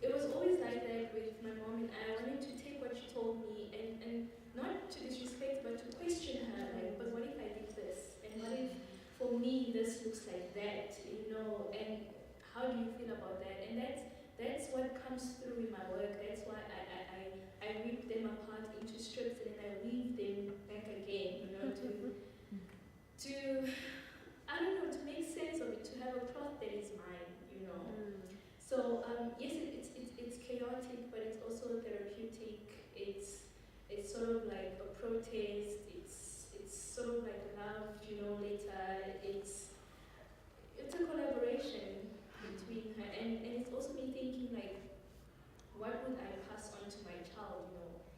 One day, what values, what norms would I give them a full cloth, or would I also allow them to like rip it apart and make their own? So yeah. I was also thinking what exactly like Julie was talking about, that it's not so, like it can't be so siloed, right? It can't, like for me it can't be the one counterbalances the other, right? The sort of the invisible labor is on the one side and the labor that is what is mine. I mean, I don't even feel like my artwork's labor is really mine, it feels like it doesn't feel like me time. It feels very much like with a different kind of voice or a different kind of imperative. But I find that if I silo it off and I think, okay, now I'm doing this, and then I'm going to come back into the studio, I often get quite resentful because if there isn't enough time, if they don't counterbalance each other, then you're kind of lost. And it's not like it's kind of a survival mechanism to not work in that way, and to rather say, okay, it must be chaotic, right? It must be sort of both together, the invisible and the or the sort of perceived non-invisible, and at the same time. And I found that those times where those things can kind of match up, particularly with material, with materiality like you were speaking about, that if I can be using a material that will also keep my child entertained for a while, and also has a practical reason somewhere else, then I'm really one.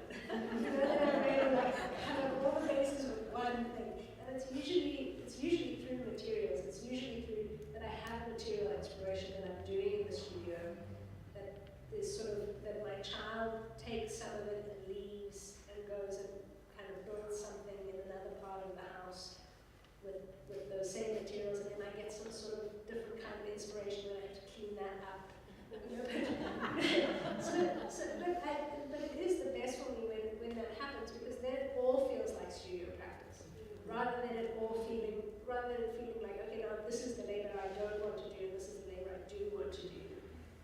That way, then I feel kind of uncomfortable about, the other things, the things of looking after a child or doing other things in your life that are considered invisible. Then those things become, like part of the things that are resentful, that are unseen, and I don't. That's not a good mode for me, at least. It's much more useful to sort of mix it up. Yeah, here it's very enmeshed. It has to be. That's the survival technique. Yeah. I was just thinking about how, people who might do other professions where they don't get to process things in the way that creatives do, like, I don't know, working in a bank or, I feel for others who do that sort of work, and then come home to this different life, or like I said, it doesn't necessarily, like the labor of being a woman, how you process that. At the end of the day, even as women who process their lives, I don't know, in social media, like on TikTok, there's something almost like creative about it. It's an outlet, like they get to reflect on who they are, or who their children are, who their families are. It's like they get to resituate, whatever that doing is, or reframe it. So even if it's mixed up or if it's separate, there is something interesting about the creative field where you can make something in order to process the part of your life that's unseen, which I think almost it's great to get paid for a job as well. But yeah, I guess in a way I was thinking about value, like where can you get, how do you value what you do as an artist, not what you make.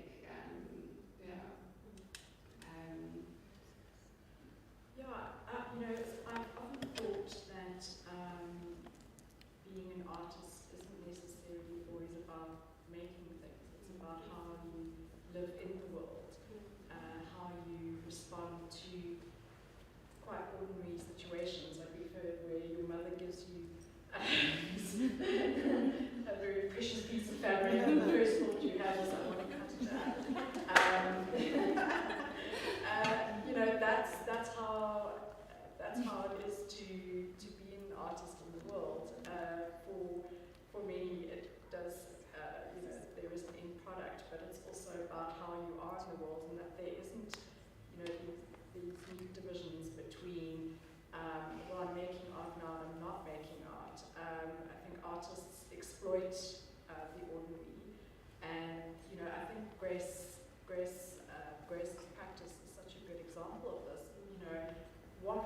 what kind of art would she be making if she wasn't a mother? I've often wondered that when I've looked at her work, because it's so integral, and it's kind of what's made her work so unique.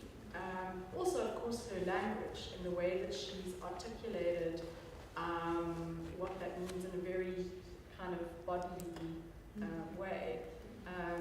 But, you know, as Nina was also outlining in her talk, that those ordinary moments, like Amy's daughter, you know, wanting to go into the water, and this really sort of bringing into sharp relief actually what our relationship really is to the water, and how those experiences for artists become the substance of the work that they make. And, you know, for other people it's just an interesting observation that they do nothing about.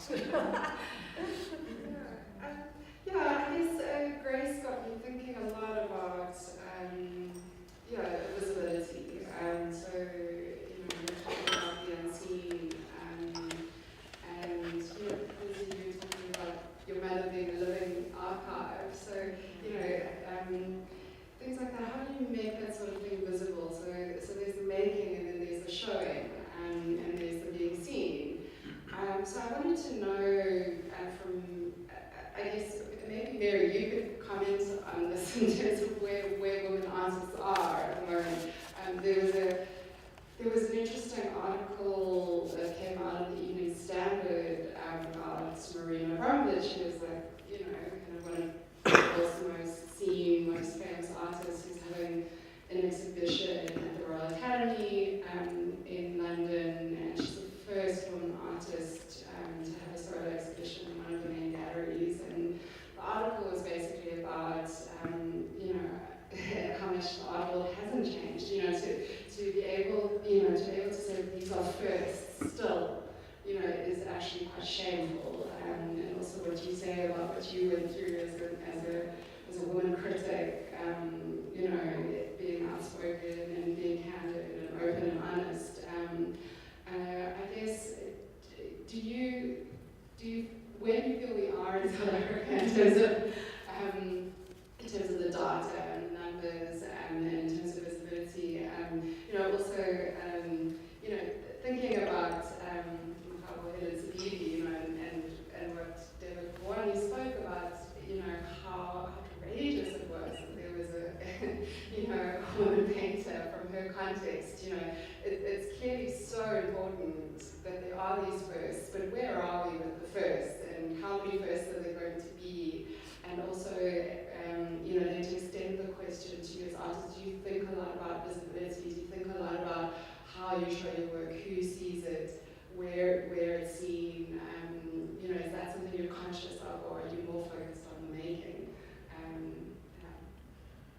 Well, people are scrambling for female artists. You know, I think some of the big galleries I noticed obviously looked at their list of represented artists and realized, oh my goodness, we're, you know, 70%. Or 80%, I won't mention gallery names here, and you know, you quickly see in quick succession a number of female artists now being represented by them, and this has largely been driven, I think, by museums who are there in South Africa, certainly. I mean, around the world. It's, you know, I actually recently did a study for a South African dealer looking at what kinds of exhibitions different museums around the world are having. And I was so surprised. I hadn't realized how dramatic the shift had been. That from, you know, your MoMA to your Tate, they all were having major solo exhibitions and have been for the last 2 to 3 years, largely on female artists. And so the shift is there, and it has been here in South Africa. If you look at some of the kind of major survey shows, you know, Penny Siopis, we've got Bernie Saul on at Louisville, there's been Tracy Rose. It's kind of been ongoing, so that has put pressure on the galleries. The last that I looked at the numbers, the majority of artists were still white male. I think it was like around 7, somewhere around there, so just slightly over. So in terms of, and that's represented galleries. But I think that, you know, the museums are pushing it and pushing the dealers into wanting to work and seek out female artists, and I think that's being picked up by collectors. The statistics internationally around the sort of value of works that have increased in value over, let's say, a 10-year period have been works by female artists. And that's largely because the base level was so low. But there's still this idea that there is going to be this huge growth in value in terms of art made by women. So I think, yeah, the shift is happening in a big way. Female curators are outnumbered. A study that I did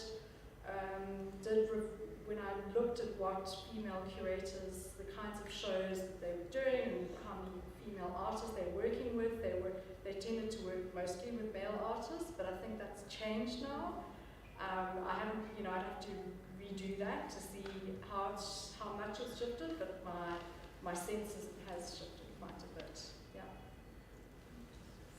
Yeah, so for you guys as artists, do you think about things like that, like visibility, how you see, where you're seen? Is it part of your drive as an artist, or are you kind of just making it work? Thank you, Mary, for setting the scene, how things are changing. It's interesting. Yeah, it's actually quite, it's not something that I think about a lot. I do think about it in my work shows a lot, but I don't think about its relationship to kind of bigger context, and so that's really sort of helpful to think about. I mean, I show my work a lot in unconventional spaces with independent curators. I do that because I mean, just also like having visited the art fair this last weekend and sort of remembering that like there's a really direct conversation that gets had within that context, which is really interesting, and there's a kind of gallery context, and that's one thing, but that art can be many things outside of that and through that and in response to that, and I like to work on the edges of things. I like to work with kind of installations that are not very profitable. So that's kind of the work that I've enjoyed making for the last kind of 10 years, and I sort of have to find other means of funding that. But I find it that these kinds of questions of who is invited and who am I working with, and who comes to the spaces, who's the audience that comes, who makes their way, who wants to have the kinds of conversations that I want to have, becomes very kind of honest when the gallery is sort of removed from that conversation. You know, it's very much more directly about the artist and the curator and the space and the audience. And I like that engagement because I feel like the knowledge that it builds is sort of, yeah, it's like, you know, one step away from a sort of a market-driven system. So, but yeah, I think a lot about the spaces and the curators that I work with, and whether they are going to collaborate. I mean, specifically with the spaces, I find that the relationship to a space like the Origin Center or like the Added Museum that we worked in last year, or in a couple of months we're going to work in the Green Point Clubhouse, which is very exciting. You know, all these kinds of spaces that are like not gallery spaces, not museum spaces, and so sort of open up a different set of questions and a different kind of like can be the space then can be the kind of collaborators, even if there are no other physical collaborators. The space is imposing itself in a way that like becomes another kind of conversation, and I feel like there aren't enough of those kinds of spaces and those kinds of curators who want to work in those spaces in South Africa at the moment, and hoping to sort of encourage that more and more so that we can have a more like a kind of more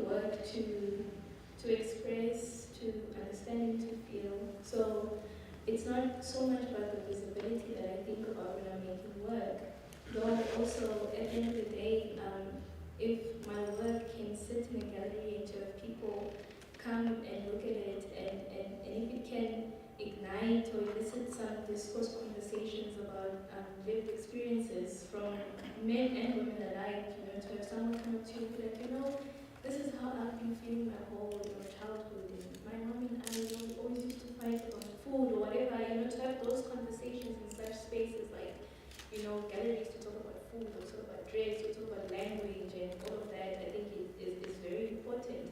And yes, we do need more visibility, and not only the making side of things, but even in text and writing. And it's something that I struggle a lot when I look for like written texts on like Congolese culture. Like there's no real archiving of such documents. You know, they sort of lost. You know, they're not there, and they need to be there from different perspectives and different voices. You know. It's not the same when you're reading about maybe how the cues are being made or beaded from a European like point of view. You know, you want it from home. You want to understand like what exactly was done. So in terms of visibility, yes, it's something that we need to think about more for the gallery spaces and the writing spaces at the same time. So yeah.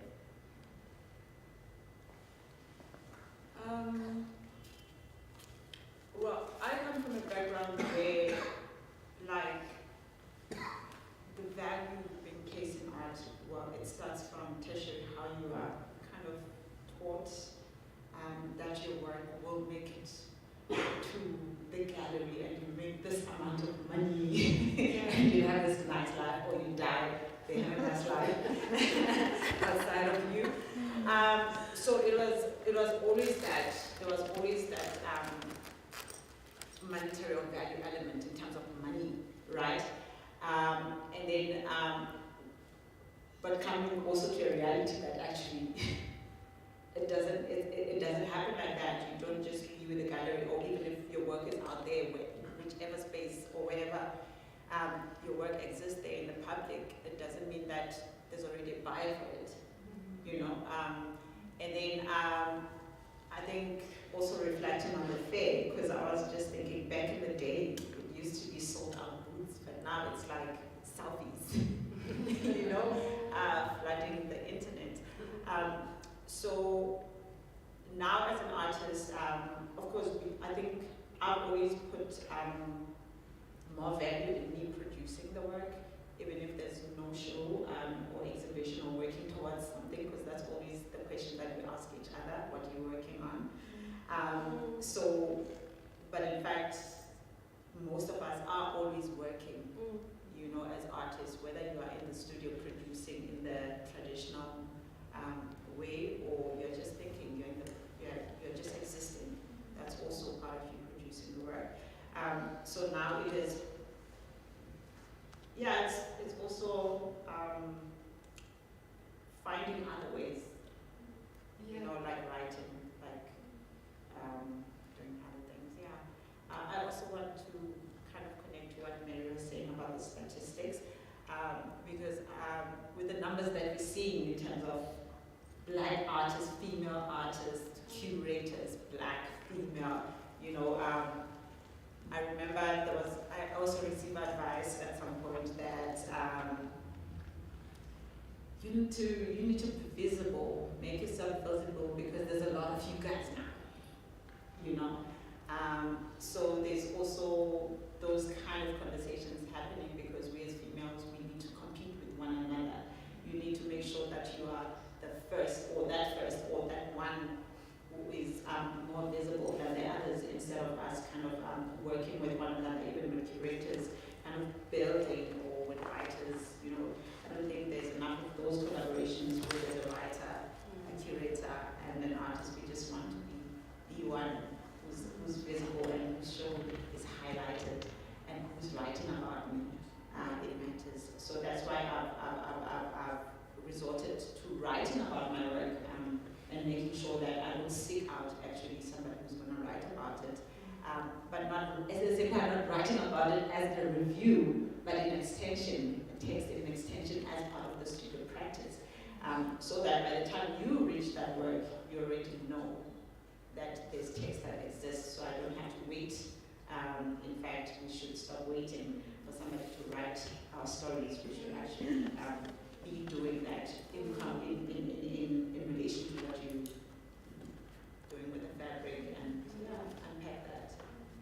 Yeah, there's a way in which you're both documenting different things, like, you're writing about your work so that it doesn't get misinterpreted by others, which is actually, I don't know, Mary can see that. And also you're documenting your mother as a living archive, and I think there's also, there's something Gabby Tolbo said about, at one point, either, like as black women, you're invisible or you're hyper-visible. There's always like this strangeness that you're straddling, and I think that it's interesting now because it's about like trying to create that balance between those two things. But I think you guys also touch on something that I think of a lot when it comes to value. I guess because I worked for a very long time in a commercial art gallery, so I thought a lot about symbolic and economic value.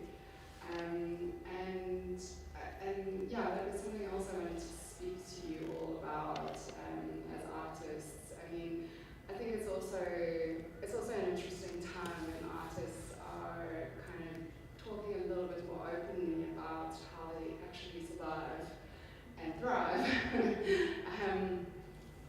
I don't know a lot of artists that thrive economically.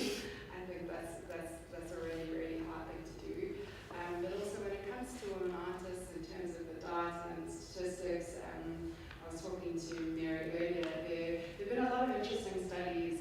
There was a report on the US in particular called the Burns Health Report that looked at a lot of these shows that were focused on women, a lot of women curators, but sort of underscored the way in which there were all these emblematic examples of women progressing. But when you looked at the actual numbers, and especially where racism and sexism intersect, the numbers were really, really poor.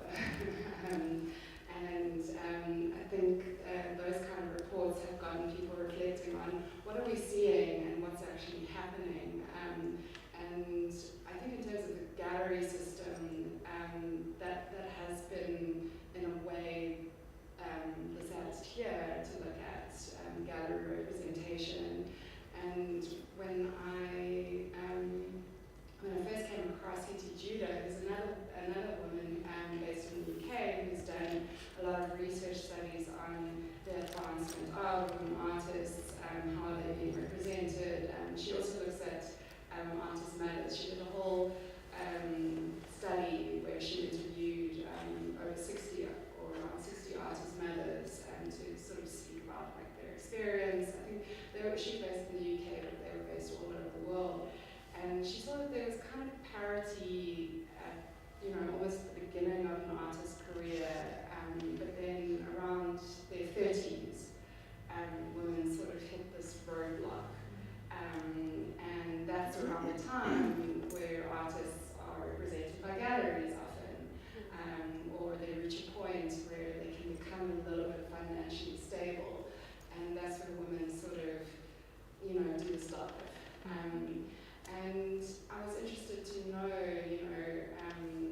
for all of you as artists, I mean, Nina made a quite clear, she's finding ways to function independently. I think, Lisa, you're doing a lot of research-based work, which is really interesting, which I also wanted to ask you about in terms of gender-based violence how do you view your relationship with the commercial art world? How do you survive as a woman artist, basically? It's past 6 o'clock, so maybe we'll do short answers. Yeah, we can end there. Yeah, sorry, Mara. So, how do you survive? Yeah. Do you? Well, you spoke a little bit about like economic value. You work with gallery. How do you view yourself? Like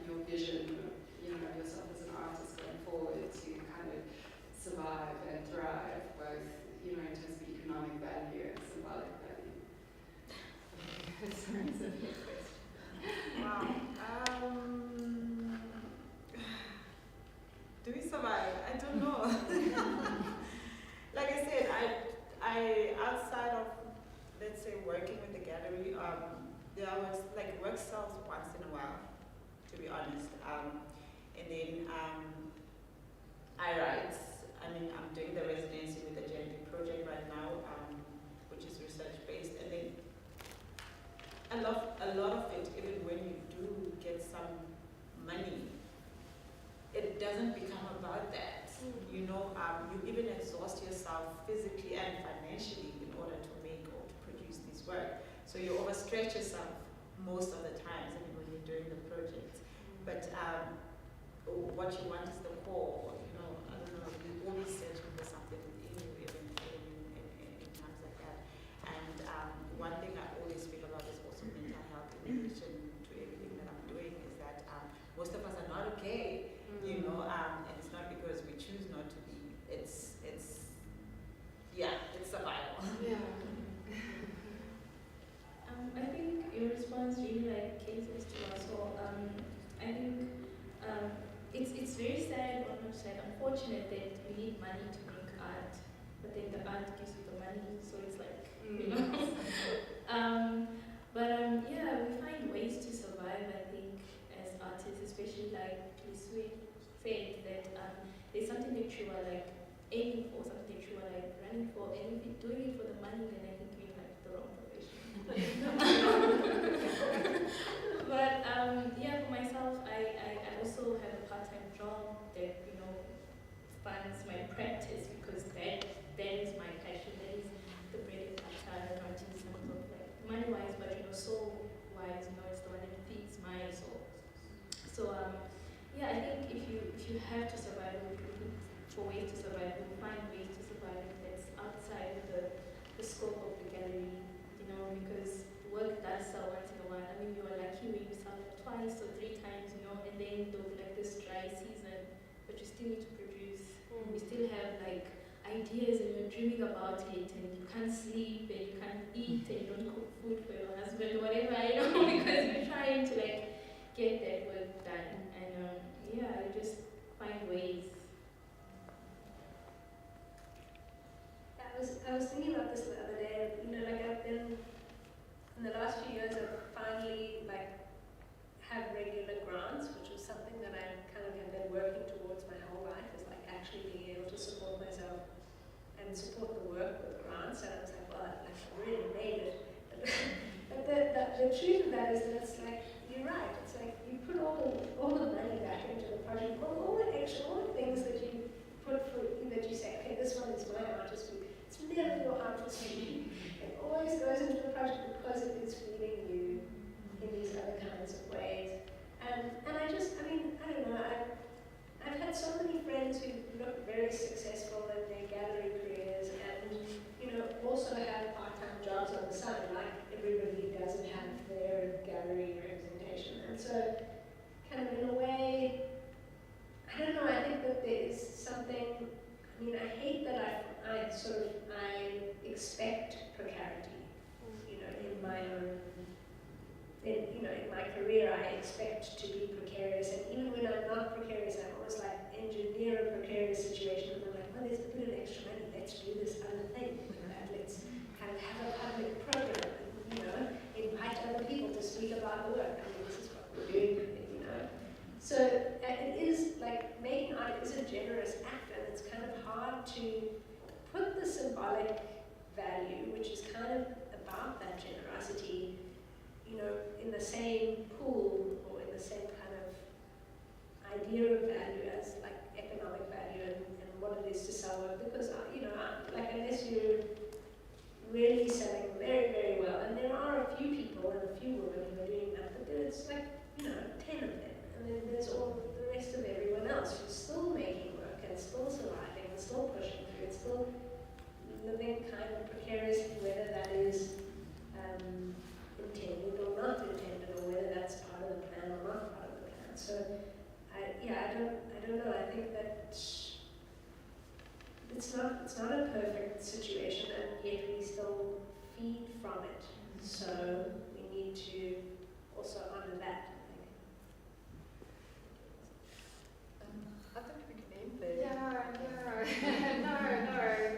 No, thanks to you all. Thanks to Bev. You guys